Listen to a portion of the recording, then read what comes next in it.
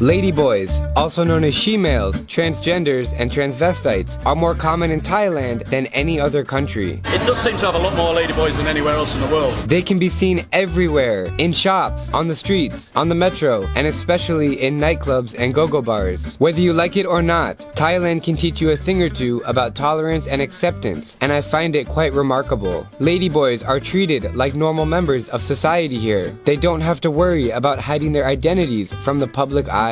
Some bathrooms even have third gender options. I've spent over 3 months in Thailand, and it has become more and more normal whenever I see a ladyboy pass by. But if you come here as a tourist, you probably won't even realize that you are being served by one, because many of them look like beautiful women. It will leave you stunned. Check for the neck, check for the hands. And if that's not done, look at their feet. They're always bigger than yours. I began to question why Thailand is so open to transgenders, whereas many other countries, including some of Thailand's neighbors, are moving in the opposite direction. My personal opinion is a lot of Thai guys especially are quite feminine anyway as a race. I think it's an easy transition for them. I think a Western ladyboy has to try very hard to be a ladyboy, a lot of them. It's a big change. Through some research, I discovered that another reason for Thailand's acceptance lies in their religion, Buddhism. The practice of Buddhism teaches and promotes tolerance toward others, addressing itself to all people of any race, nationality, sexuality, or gender. In other words, it does not denounce homosexual behavior. As a result, ladyboys are not a new phenomenon in Thailand. There is actually proof of their existence in 19th century photographs. And when looking at Thailand's ladyboy culture of today, no place has a higher density than the coastal city of Pattaya. On the infamous walking street and side streets, ladyboys are found everywhere. Earlier today, I went to a ladyboy bar called Sensation to hear some of their stories. But first, let's start with this guy, the owner. My name's Scott, I'm from England, been living here about 6 years. This is Sensations Bar.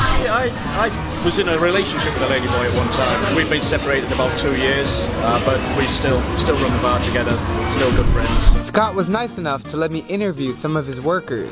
When did you become a ladyboy? I'm 7 years old. 8 years old. 8 years old? For me, I think around 6 years old or 7 years old. I remember when I play with a girl in school and start to feeling like a lady. And also when I'm young, I think I'm to be like a girl. Every day I play with girl.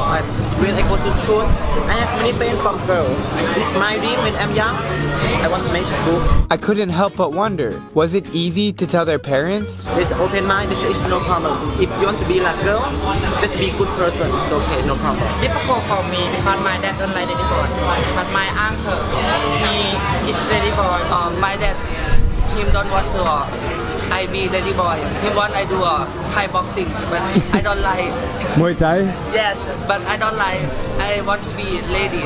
And what about getting a proper sex change? For me, I don't want to have sex change. I want to be ladyboy. Some ladyboy want to operation. When I'm young, I didn't want to operation. But now, I changed my food. Not operation for me. Just my booty so. When I first came to Thailand, I was slightly intimidated by ladyboys because I was scared to get approached by one. But then I realized that they are humble people and they merge together with other members of society. I hope the world can learn something about this video. And if you are one to judge them, I hope you'll think twice.